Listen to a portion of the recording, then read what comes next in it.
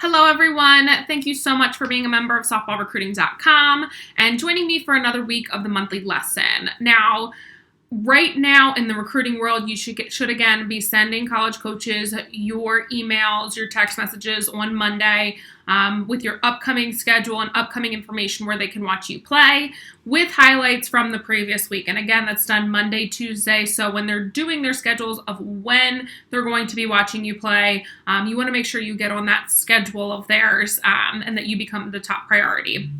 And always that you're keeping them up to date. So it's super important that you're sending them emails every single week. And if you're not sure what I'm talking about, go back a couple weeks. It's starred. Make sure you're sending your emails. That is super important to building the relationships.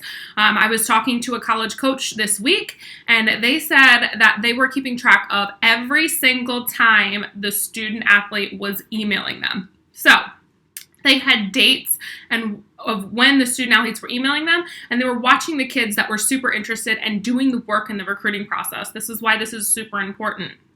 Now, also with this, you should be emailing the entire staff because, again, on that staff, there's one person that is the recruiting coordinator, and the other two kind of ignore those recruiting emails. So, again, you want to make sure you're emailing the entire staff. That is super important. Now, since you're emailing every single week and you know what you should be emailing, if not, again, go back into the monthly lesson, it's starred. What I want to get into is what's going on in the recruiting world. What is the latest news that I'm hearing? How can I keep you ahead? So, something that I've been hearing is that the dead period could be pushed back until December 1.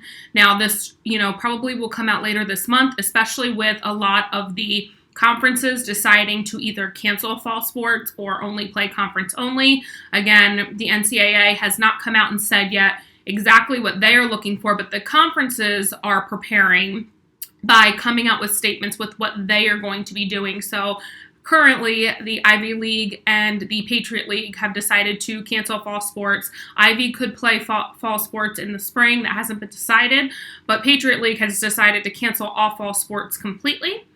The Pac-12 and the Big Ten have decided to play conference-only schedules.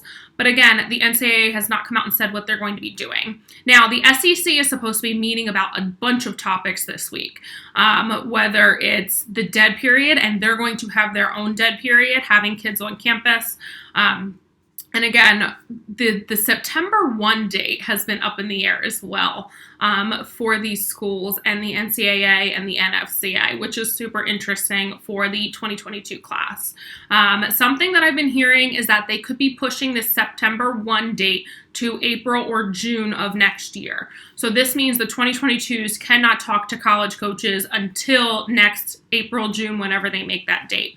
Now, this is not set in stone yet, so don't go around saying, I said, oh, it's set in stone, this is what's happening, but this is the rumblings that I'm hearing from the college coaches and things that they are voting on. Personally, I don't know if that's fair for the 22 class. They've worked super hard to talk to these coaches on September 1, and I know it's going to take a mental toll on all of you, and it's going to affect the 23 class as well, because the college coaches are going to stay more focused on that 22 class. And of course, they're watching 23s as well. And again, about 10% of schools, if you listen to some of my other talks, are looking at 8th graders, so 24s. But again, that's not the majority. But again, that September 1 date could be moving, so don't be shocked if you hear something coming out about that. So again, September 1 date could be moving. The dead period could be moving through December 1st. So what does that do for recruiting for the fall? I'm coming up with plans already for all of you and my teams to ensure that I'm preparing you the right way if the dead period is extended. Now, for my 22s on here, if the September 1 date stands, I will make sure that I keep you up to date with how to prepare for this date and the college coaches that'll be reaching out to you.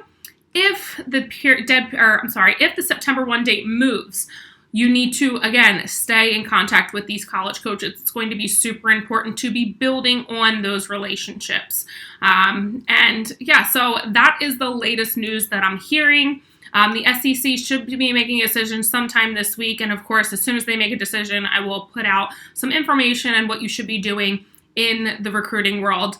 And again, how to stay ahead of everyone else. So that's the latest news that I've received from the college coaches. I will be updating you again as soon as I receive more news.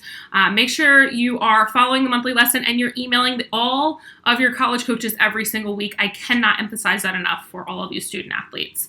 That's all I have. If you have questions, put it at the bottom. I'll be sure to answer. And I look forward to speaking with y'all soon.